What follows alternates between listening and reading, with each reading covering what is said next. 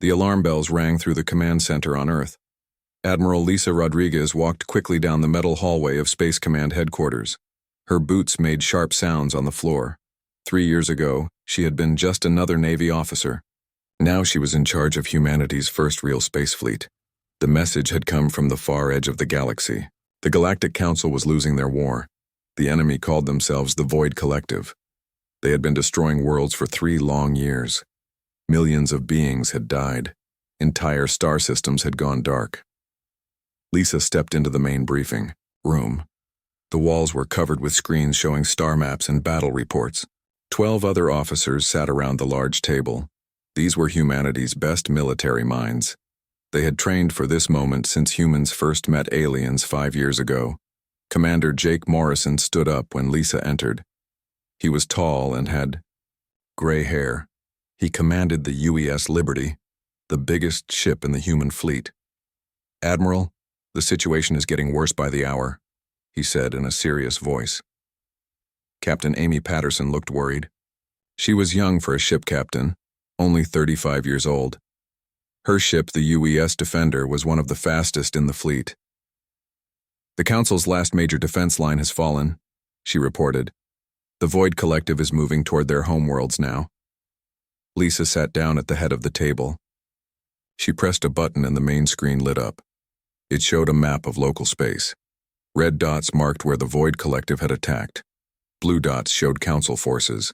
The red dots were winning. "Tell me about the enemy," Lisa said. "Dr. Helen." Carter cleared her throat. She was the smartest person Lisa knew. Helen had studied every piece of information about the Void Collective that the Council had shared.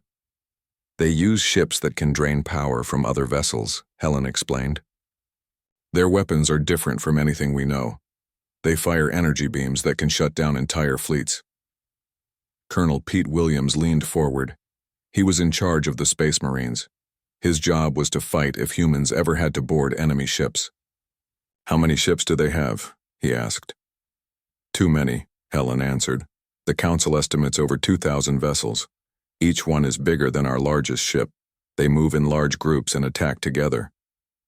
Captain Steve Allen had been quiet, until now. He commanded the UES Scout, a small ship built for spying and gathering information. "What about their technology?" he asked. "Are they more advanced than us?" Helen nodded slowly. "In some ways, yes. Their energy weapons are far beyond anything humans have built. They can drain power from a ship's engines and weapons at the same time. The Council's forces become helpless in minutes." Lisa studied the star map. The Void Collective controlled a huge area of space now. They had started as raiders hitting small colonies. Now they were a real threat to the entire galaxy. "What does the Council want from us?" she asked. Jake Morrison answered. "Full military support. They're offering us membership in the Council and rights to several star systems. In return, we send our entire fleet to help them fight." The room was quiet for a moment. Everyone knew this was a big decision. Humanity had only been in space for 10 years. Their fleet was small compared to the great powers of the galaxy. 12 ships against thousands of enemy vessels seemed impossible. Captain Tony Mitchell spoke up. He was older than most of the others and had fought in wars on Earth. "What makes them think we can help? We're new to space combat. We've never fought aliens before." Lisa looked at Helen. The scientist had spent months studying human military history. She had compared it to how other species fought wars. "Show them the analysis," Lisa said. Helen pressed buttons on her tablet. New images appeared on the screen. They showed human weapons next to alien ones. "Every species in the galaxy fights the same way," she explained. "They use energy weapons, lasers, plasma beams, particle cannons. They've been doing this for thousands of years. But humans are different," Colonel Williams said. He was starting to understand. "Exactly," Helen continued. "We still use projectile weapons. Bullets, missiles, railguns. The rest of the galaxy thinks these are primitive. They stopped using them long ago." Captain Laura Hayes commanded the UES Montana. She was known for thinking outside the box. "So the enemy has never faced kinetic weapons?" she asked. "Never," Helen confirmed. "They're Shields and armor are designed to stop energy attacks. They might not work against solid projectiles moving at high speed. Lisa felt excitement growing in her chest. This could work. The Void Collective had spent years learning to fight Council forces. They knew how to counter energy weapons. But they had never seen human tactics. "There's more," Helen said. She showed new images on the screen. The Void Collective uses a specific battle formation. They spread out to avoid concentrated energy fire. But this formation has weaknesses against different types of attacks. Commander. Nicole Webb was the youngest officer in the room. She commanded the UES Dakota and specialized in electronic warfare. "What about their command structure?" she asked. "Very centralized," Helen answered. "They use large command ships to coordinate their fleets. Take out the command ship, and the rest become confused." Lisa made her decision. She stood up and looked at each officer. "The Council has been fighting this war the same way for 3 years. They keep trying the same tactics and keep losing. Maybe it's time for something completely different." Jake Morrison nodded. "Our simulations show good results against their known formations. We won't have the numbers, but we might have surprise on our side." "What about our ships?" Captain Patterson asked. "Are they ready for real combat?" Colonel Williams answered. "Our weapons are tested and ready. The crews have trained hard. We may be new to space, but we're not new to fighting." Lisa walked to the big window that looked out over the spaceport. She could see their ships being prepared for launch. The UES Sovereign, her flagship, was the largest. 12 ships total. Not much compared to the enemy's thousands, but maybe enough. "The Council is desperate," she said to the group. "They've lost most of their best ships and their finest commanders. If we don't help them, they'll lose everything." Captain Mitchell looked concerned. "And if we lose our entire fleet, Earth will be defenseless." "That's a risk we have to take," Lisa replied. "If the Void Collective wins this war, they won't stop with the Council worlds. Eventually, they'll come for us too." The officers talked among themselves for a few minutes. Lisa could hear them discussing crew readiness, supply, levels, and battle plans. Finally, Jake Morrison stood up. "Admiral, we're ready to fight," he said. All the other officers nodded agreement. Lisa felt proud of these people. They were willing to risk everything to help beings they barely knew. This was what made humans special. They would fight for others, even when the odds were bad. "All right then," she said. "Send the message to the Council. Tell them humanity accepts their request. We'll launch in 6 hours." The officers began filing out of the room. They had work to do, final preparations, crew briefings, weapons checks. Lisa stayed behind, looking out at their small fleet. In 6 hours, humanity would enter its first interstellar war. They were outnumbered, outgunned, and fighting an enemy they had never seen before. But they had something the galaxy had never encountered: human military thinking. The Void Collective was about to learn why humans had survived every war on their home planet. They were about to discover that sometimes the old ways of fighting were the best ways. The war was about to change forever. The jump through hyperspace felt like falling through ice water. Admiral Lisa Rodriguez gripped her command chair as the UES Sovereign dropped back into normal space. Around her, the bridge crew worked at their stations. Red warning lights flashed as the ship's sensors came online. "Jump complete," reported Lieutenant Commander Ryan Cooper from the navigation station. "All ships accounted for. We're in the Kepler system." Lisa looked at the main screen. Space seemed empty at first. Then the sensors began picking up contacts. Lots of contacts. Her mouth went dry as she saw the numbers. "Contact report," she ordered. "Captain," Steve Allen's voice came over the communications system from the UES Scout. His ship had jumped in first to gather information. "Admiral, you need to see this. I'm sending visual data now." The main screen changed. Lisa saw something that made her heart race. Ships. Hundreds and hundreds of ships. They hung in space like black insects against the stars. Each one was huge, bigger than anything humans had ever built. "Mother of God," whispered Commander Kate Johnson from the tactical station. "How many are there?" Steve Allen answered from his ship. I count 312 vessels. They're arranged in a loose formation about 50,000 kilometers ahead of us. The biggest one is in the center. Lisa studied the enemy fleet. The ships were dark, almost black. They seemed to absorb light instead of reflecting it. Their shapes were strange, not like the clean lines of human ships. These looked organic, like they had grown instead of being built. Are they moving toward us? Lisa asked. Negative, Steve replied. They're maintaining position. It looks like they're getting ready to attack something else. Commander Nicole Webb looked up from her sensor station. Admiral, I'm picking up another fleet about 200,000 kilometers away. The energy signatures match Council ships. Lisa understood. The Void Collective was about to attack the remaining Council forces. The human fleet had arrived just in time to see the final battle of the war. What's the status of the Council fleet?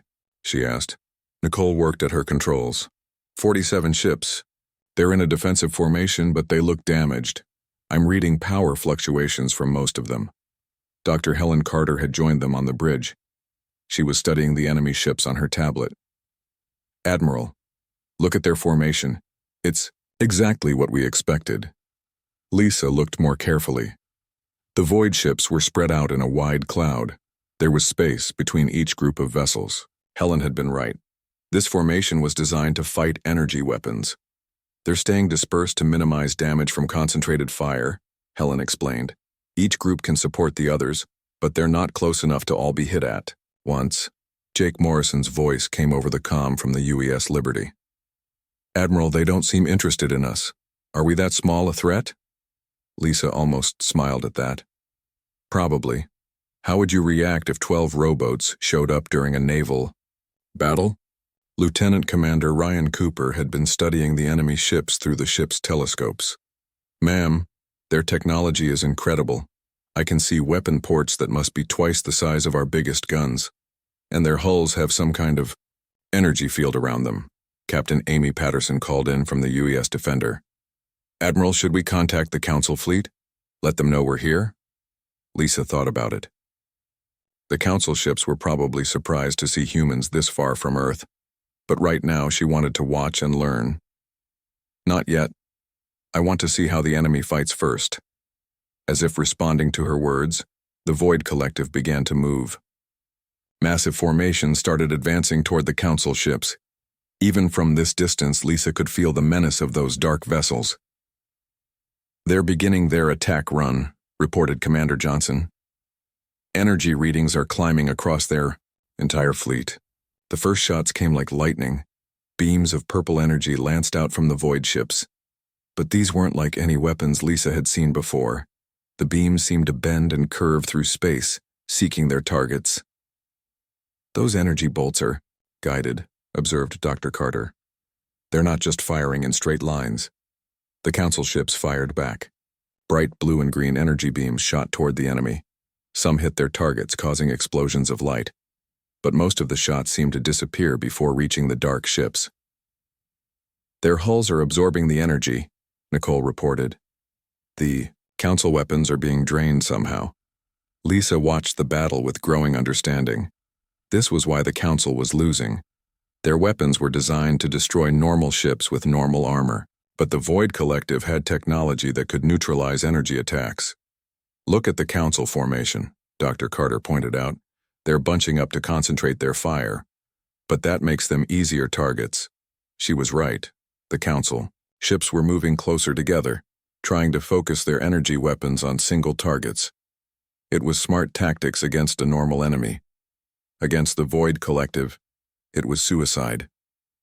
The purple energy beams from the enemy ships began connecting with Council vessels. But something strange happened. Instead of exploding, the Council ships just went dark. Their lights flickered and died. Their engines stopped glowing. Power drain, Ryan Cooper said quietly. Those weapons don't destroy ships. They shut them down. Lisa felt cold. This was worse than she had imagined. The Void Collective didn't just have better weapons. They had weapons that made other weapons useless. No wonder the war had lasted 3 years. No wonder the Council was losing so badly. Admiral, Steve Allen called from the UES Scout. The enemy command ship is moving. The big one in the center. Lisa looked at the main screen. The largest void ship was indeed moving forward. It was enormous, at least 5 times bigger than the UES Sovereign. Smaller ships moved around it like guards protecting a king. That's their flagship, Dr. Carter said. It's coordinating the entire attack. The battle was going badly for the Council. More ships were going dark as the purple energy beams found their targets. The remaining Council vessels were trying to retreat, but the void formation was surrounding them. Should we help them? Asked Commander Johnson. Lisa was torn. Every instinct told her to rush in and help the losing side. But she knew that 12 human ships couldn't change the outcome of this battle. Not fighting the same way the Council was fighting. Not yet, she decided. We need to understand their tactics first. Captain Tony Mitchell's voice came over the comm from the UES Thunder Bay. Admiral, I'm seeing something interesting. The enemy ships have heavy armor on their front and sides, but their rear sections look different. Lisa looked more carefully. Tony was right. The void ships had thick, dark plating on most of their hulls, but the back sections had different colored metal that looked thinner. Engine sections, Dr. Carter realized. They're protecting their weapons and command areas, but the engines might be vulnerable. To what? Asked Nicole. Our energy weapons aren't any better than the Council's, Dr. Carter smiled. To kinetic weapons, solid projectiles don't care about energy absorption fields. Lisa felt excitement building. This was why they were here. This was what made humans different. Every other species in the galaxy had forgotten the simple power of throwing rocks really, really fast. Signal all ships, Lisa ordered. Maintain distance and continue observing. But prepare all kinetic weapons for firing. Load tungsten penetrator rounds in the railguns. Ma'am, asked Commander Johnson, are we really going to attack 300 ships with 12? Lisa looked at the tactical display. The numbers were impossible. The enemy was too big, too powerful, too advanced. By every measure that mattered, in galactic warfare, humanity was about to commit suicide. But galactic warfare had never seen human warfare. Yes, we are, Lisa said calmly. And we're going to win. The bridge crew looked at her with uncertainty. She understood their doubt. What she was planning had never been tried before. It went against everything the galaxy thought it knew about space combat. Ma'am, Ryan Cooper said carefully, how can we possibly win against those odds? Lisa smiled. It was the same smile her ancestor had worn at Bunker Hill, facing the British Army. The same smile American pilots had worn over the Pacific, facing impossible odds against the Japanese fleet. Because they're not fighting us, she said. They're fighting what they think we are. They expect us to act like every other species in the galaxy. They expect energy weapons and predictable tactics. She paused, watching the enemy fleet finish destroying the Council ships. They have no idea what's about to hit them. Admiral Lisa Rodriguez watched the last Council ship go dark. Purple energy beams had drained its power completely. The ship drifted in space like a dead whale. The Void Collective had won another battle without losing a single vessel. All Council ships are disabled, reported Commander Nicole Webb. The enemy is regrouping. They're probably getting ready to finish them off. Lisa made her decision. She had seen enough. The enemy was powerful, but they had weaknesses. More importantly, they had never faced weapons like the ones humans carried. Signal. All ships, she ordered. This is Admiral Rodriguez. We are going to engage the enemy fleet. All vessels will follow attack pattern Delta 7. Captain Jake Morrison's voice crackled over the comm from the UES Liberty. Admiral, are you sure about this? 300 ships is a lot of firepower. They won't be expecting us, Lisa replied. Captain Mitchell, you have the honor of first contact. Take the Thunder Bay in and show them what a railgun can do. Captain Tony Mitchell had been waiting for this moment. His ship carried the most powerful kinetic weapons in the human fleet. 6 electromagnetic railguns that could fire tungsten slugs at incredible speeds. Understood, Admiral. Thunder Bay is moving to attack position. Lisa watched the tactical display as the Thunder Bay separated from the human formation. The small ship looked tiny compared to the massive void vessels. But size wasn't everything in combat. Dr. Carter, what's the effective range of their energy weapons? Lisa asked. Helen Carter checked her tablet. Based on what we observed, about 30,000 kilometers. But their accuracy drops significantly beyond 20,000. And our railguns? Effective range is over 100,000 kilometers.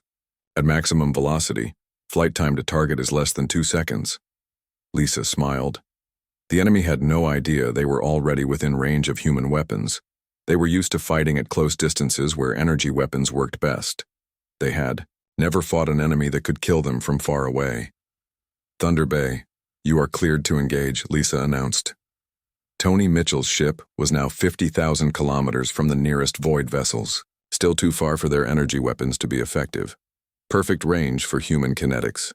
Targeting the lead destroyer, Tony reported. Firing Railgun 1. The tungsten slug left the Thunder Bay's railgun at tremendous speed. It was a simple piece of metal, but it carried enormous kinetic energy. The enemy ship's sensors probably couldn't even detect it until it was too late. 2 seconds later, the slug punched through the void ship's hull like it was made of paper. The dark vessel exploded in a brilliant flash as its reactor went critical. Direct hit, Tony shouted over the comm. Target destroyed. The void fleet reacted with confusion. Red lights began flashing on their ships. They started scanning in all directions, trying to find the source of the attack. But they were looking for energy signatures. The railgun slug had been cold metal, nearly invisible to their sensors. They don't know where the shot came from, observed Commander Kate Johnson. Their formation is breaking up. They're trying to find us. Lisa saw her opportunity. All ships execute simultaneous attack. Every railgun fires on my mark. The human fleet spread out into attack formation.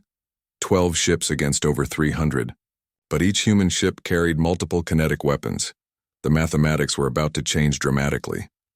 Targets acquired, reported Captain Amy Patterson from the UES Defender. I have locks on 6 enemy vessels. Same here, added Captain Laura Hayes from the UES Montana. My weapons are ready. Lisa looked at the tactical display one more time. The void ships were still confused, still searching. They had no idea that death was racing toward them at incredible speeds. Fire, Lisa commanded. 48 railgun slugs left human ships at the same instant. Tungsten penetrators accelerated to fantastic velocities by electromagnetic fields. Each one carried enough kinetic energy to destroy a building. They streaked through space faster than the enemy could react. The results were devastating. Void ships exploded across their formation as the tungsten rounds found their targets. Secondary explosions lit up space as reactors overloaded and ammunition stores detonated. In less than 5 seconds, the human fleet had destroyed 24 enemy vessels. My God, whispered Ryan Cooper. It's working. But Lisa knew this was just the beginning. The enemy would adapt quickly. They were warriors who had conquered half the galaxy. They wouldn't stay confused for long. All ships reload and prepare for second salvo, she ordered. They know we're here now. She was right. The void fleet was already responding. Their ships began moving into new formations. Energy weapons started charging. They were getting ready to return fire. Admiral, called Captain Steve Allen from the UES Scout. The enemy command ship is signaling the rest of their fleet. I think they're trying to coordinate a response. Lisa studied the massive command vessel. It was the key to the enemy formation. Take it out, and the rest would lose coordination. But it was also the most heavily defended ship in their fleet. Dr. Carter, what do you think?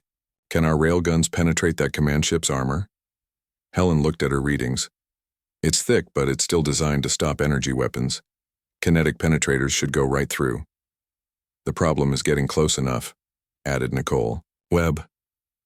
That ship has dozens of escorts. They'll try to intercept our rounds. Lisa had an idea. What if we don't use railguns? What if we use something they've never seen before? She opened a channel to Colonel Pete Williams aboard the Marine transport ship UES Vermont. Colonel, are your nuclear missiles ready? Pete's voice was excited. Ready and waiting, Admiral.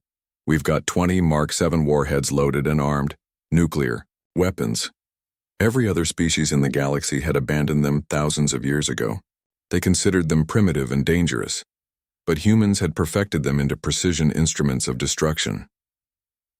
The beauty of nuclear weapons, Dr. Carter explained to the bridge crew, is that they don't need to penetrate armor. They create their own energy through fusion reaction.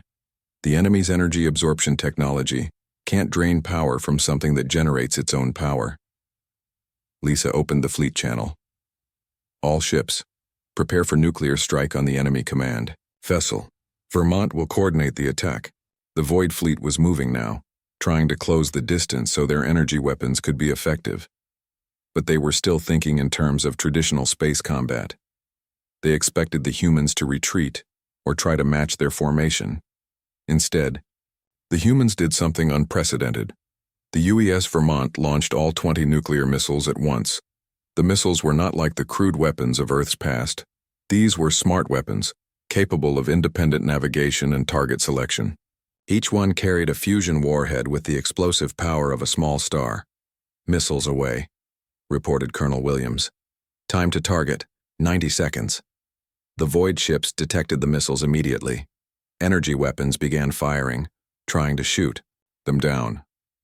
Purple beams lanced through space, hitting several of the warheads, but nothing happened. The energy drain weapons that had been so effective against Council ships were useless against devices that carried their own power source. The nuclear missiles continued on their path toward the command ship.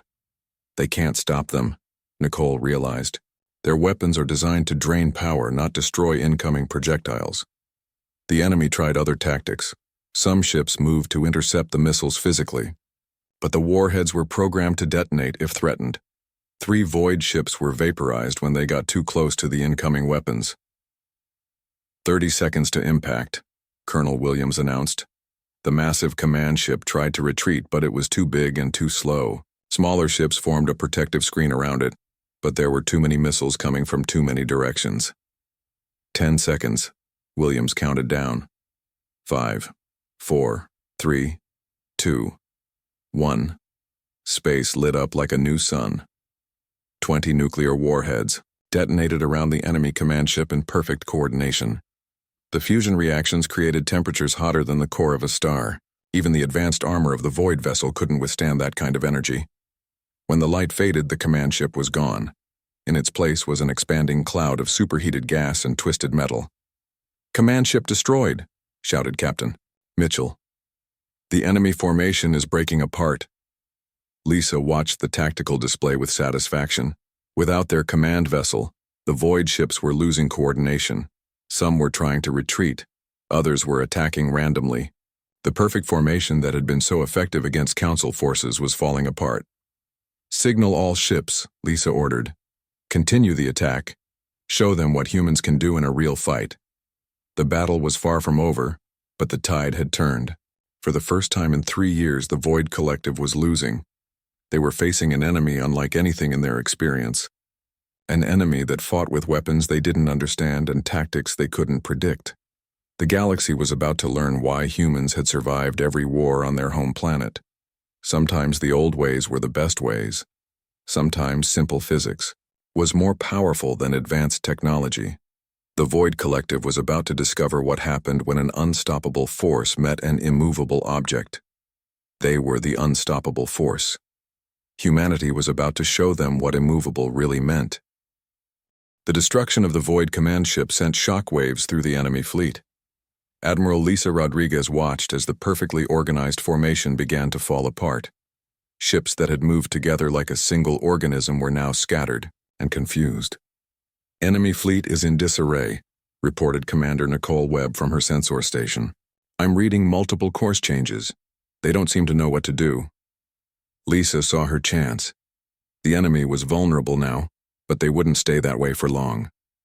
The Void Collective had not conquered half the galaxy by giving up easily. They would adapt and reorganize quickly. "All ships press the attack," she ordered. "Don't give them time to regroup." Captain Laura Hayes aboard the UES Montana was already moving into position. Her ship carried the newest innovation in human warfare, swarm missiles. Unlike the nuclear weapons they had just used, these were smaller and smarter. Each missile could think for itself and choose its own target. "Montana to all ships," Laura announced. "I'm launching swarm attack. Clear the targeting zone. From the Montana's missile bays came a cloud of small projectiles. They looked harmless compared to the massive nuclear warheads, but they were far more dangerous. Each swarm missile carried its own computer brain and could operate completely independent of the launching ship. The void ships tried to use their energy drain weapons against the incoming swarm. Purple beams lanced out, trying to disable the missiles before they could reach their targets, but the swarm missiles were designed to handle this threat. They're adapting to the energy drain, observed Dr. Helen Carter from the bridge of the Sovereign. The missiles are switching to backup power when hit. It was true. When a swarm missile detected energy drain, it simply shut down its main systems and continued on backup battery power. The void weapons that had been so effective against Council ships were useless against devices designed to operate without external power. The swarm reached the enemy formation, and chaos erupted. Each missile selected a different target and attacked simultaneously. Explosions bloomed across the void fleet as dozens of ships were hit at once. The enemy had no way to defend against attacks coming from every direction. 67 enemy ships destroyed, reported Commander Kate Johnson. The swarm is reforming for a second attack run, but the enemy was learning too. The larger void ships began working together, creating overlapping fields of defensive fire. They couldn't stop the missiles with energy drain, but they could try to shoot them down with concentrated firepower. They're adapting faster than expected, Lisa observed. Time for the next phase. She opened a channel to Commander Brad Nelson, who led a squadron of fast attack ships. The UES Falcon, Hawk, and Eagle were the smallest vessels in the human fleet, but they were also the fastest and most maneuverable. Commander Nelson, execute close assault pattern. Target the remaining large vessels. Brad's voice came back steady and confident. Understood, Admiral. Falcon Squadron is moving to attack positions. The three small ships accelerated toward the enemy fleet at maximum speed. They were taking a huge risk. Getting close to the void ships meant entering the effective range of their energy weapons, but it also meant the human ships could use their most devastating short-range weapons. Falcon approaching target, Brad reported. I have a clear shot at their largest battleship.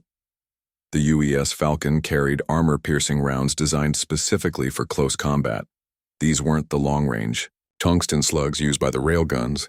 These were penetrator rounds made from depleted uranium, designed to punch through the thickest armor at short range. Fire when ready, Lisa authorized. The Falcon's guns opened up at point-blank range. Depleted uranium rounds slammed into the void battleship's hull with tremendous force.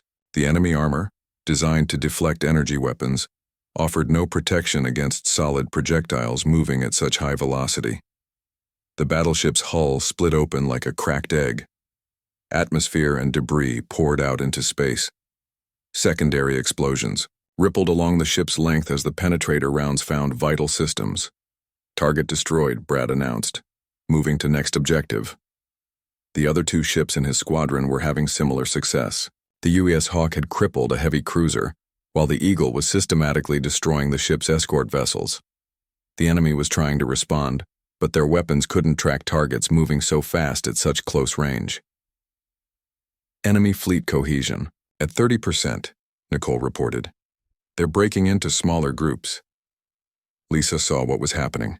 Without their command ship, the Void Fleet was losing its tactical advantage. The spread formation that had worked so well against energy weapons was now working against them. The scattered ships couldn't support each other effectively against kinetic attacks. Signal Captain Patterson, Lisa ordered. Have the Defender coordinate with the scout ships. I want a complete tactical picture.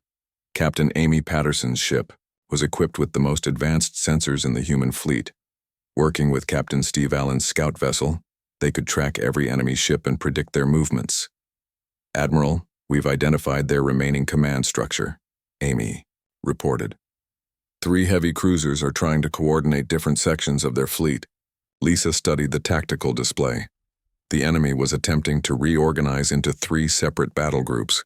If they succeeded, they might be able to mount an effective counterattack. She couldn't let that happen. All ships, target the command. Cruisers, she ordered. Simultaneous strike, don't let them coordinate. What happened next would be remembered as one of the most perfectly executed attacks in military history. 12 human ships, each using different weapons and tactics, struck at exactly the same moment. Railgun slugs from the Thunder Bay and Liberty smashed into the first cruiser. Nuclear missiles from the Vermont vaporized the second. Swarm missiles from the Montana overwhelmed the third. In less than 30 seconds, the Void Collective lost their last chance to organize an effective defense. All 3 command cruisers destroyed, Johnson announced. Enemy fleet is completely disorganized. But Lisa wasn't finished. The enemy still had over 200 ships, and even disorganized, they were dangerous. She needed to end this quickly, before they could adapt to human tactics. "Attention all ships," she broadcast on the fleet channel. "Prepare for final assault. We're going to execute Protocol 7. Protocol 7 was humanity's most devastating tactic.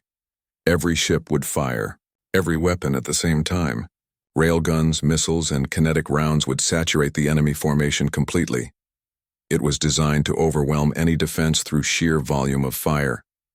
"All weapons ready," reported the various ship captains. "Standing by for your command."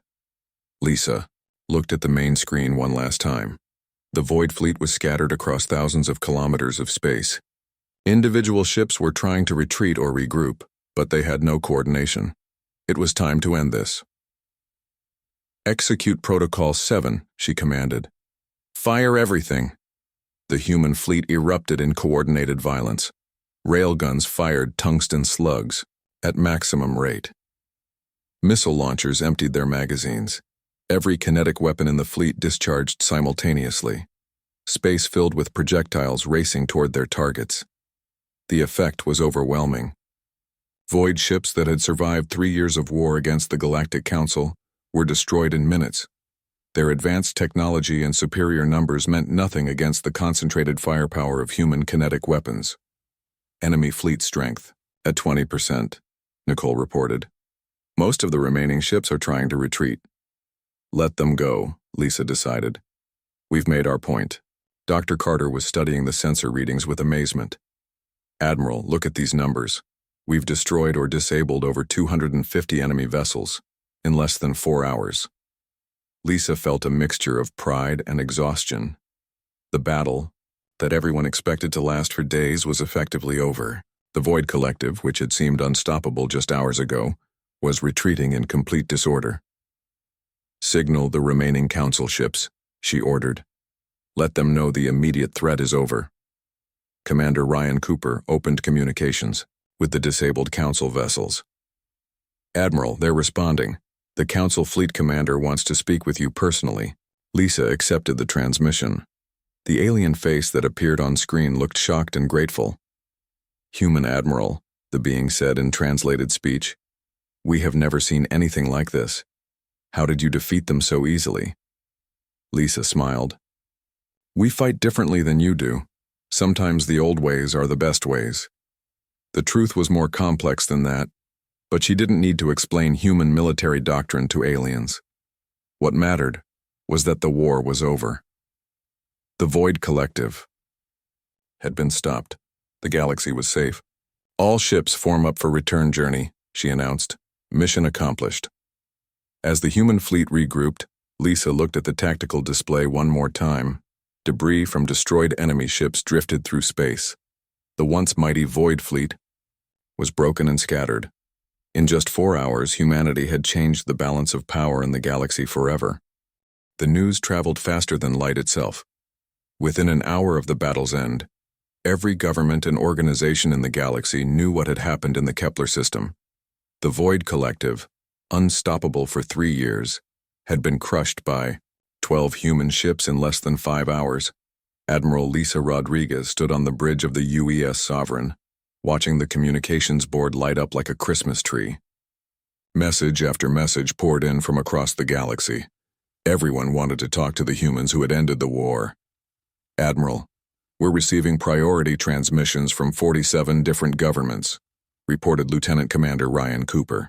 "The Altarian High Command is requesting immediate military consultation. The Zenthari Empire wants to discuss technology sharing. Even the Corvin clans are asking for diplomatic meetings." Lisa shook her head in amazement.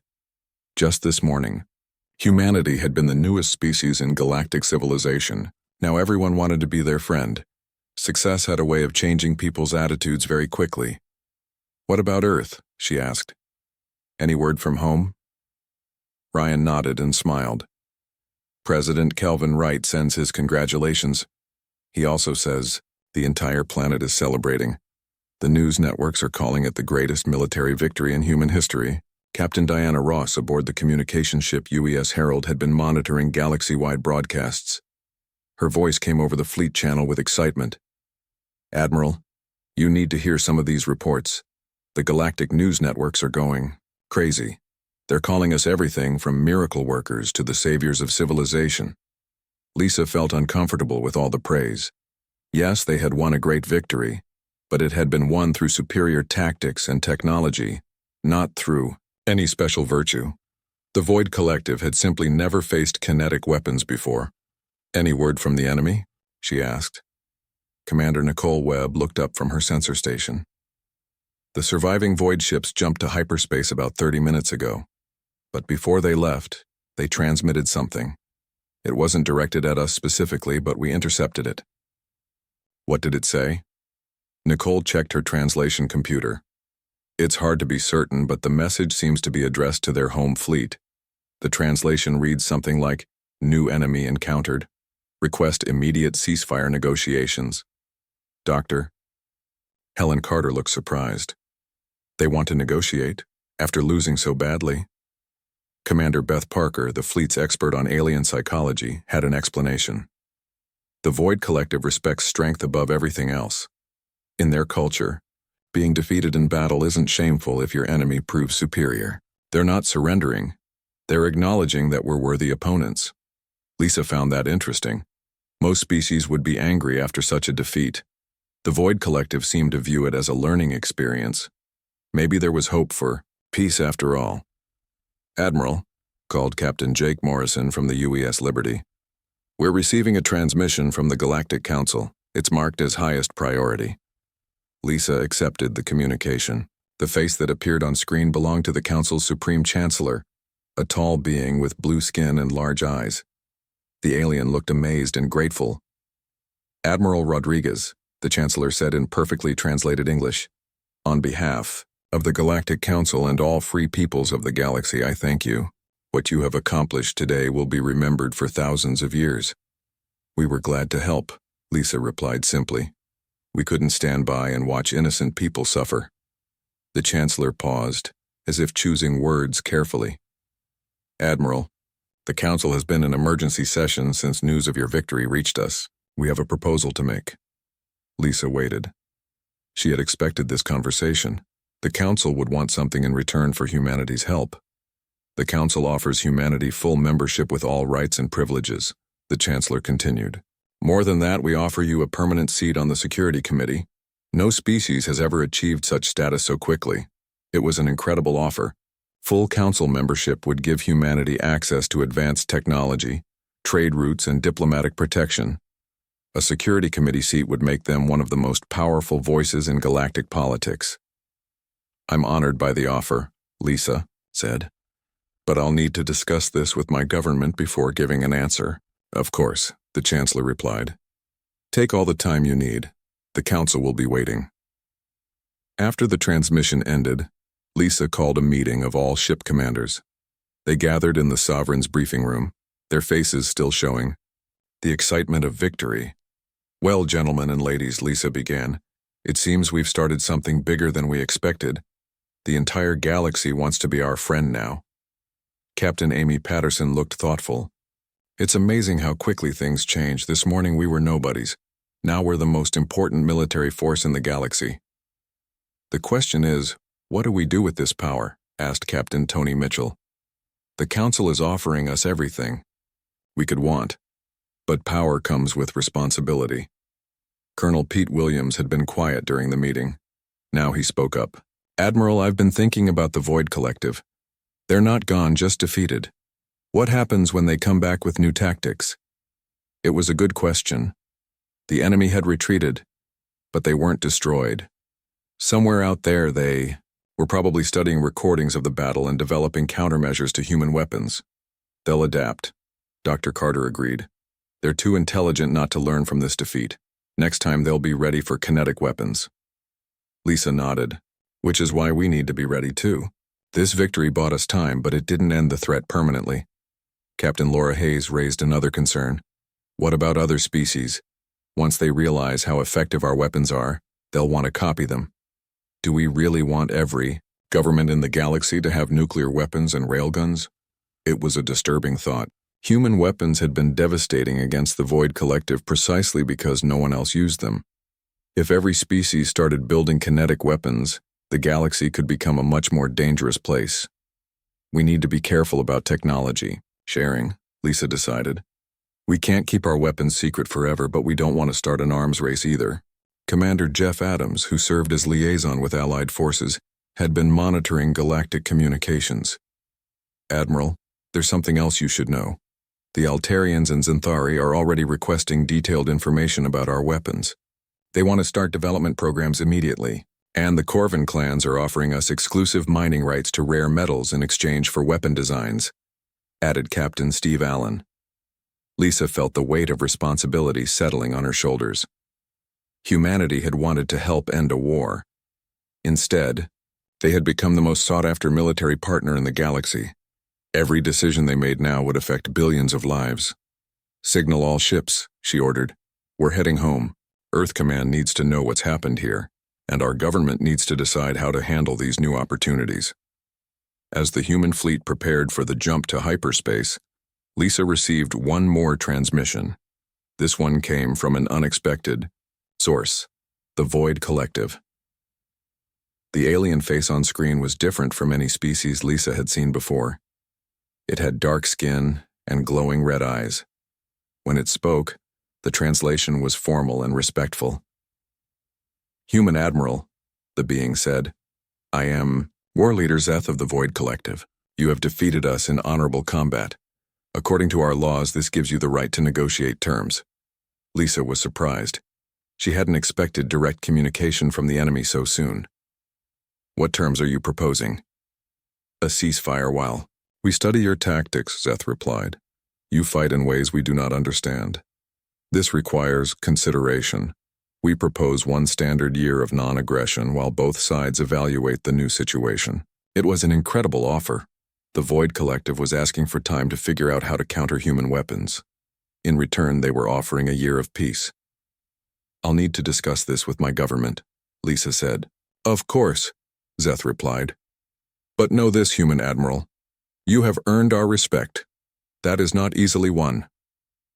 After the transmission ended, Lisa stood alone on the bridge, looking out at the stars. 5 hours ago, she had been leading humanity's first military mission in space. Now she was apparently negotiating peace treaties with galactic superpowers. Captain Frank Sullivan of the UES Oregon summed up the situation perfectly in his final battle report. We came to help end a war. Instead, we've started a new era. The galaxy will never look at warfare or at humanity the same way again. As the human fleet jumped into hyperspace, heading home to Earth, Lisa knew he was right. The war was over, but the real work was just beginning. Humanity had proven they could fight. Now they had to prove they could lead. The age of human influence in galactic affairs had begun. What they did with that influence would determine the future of civilization itself.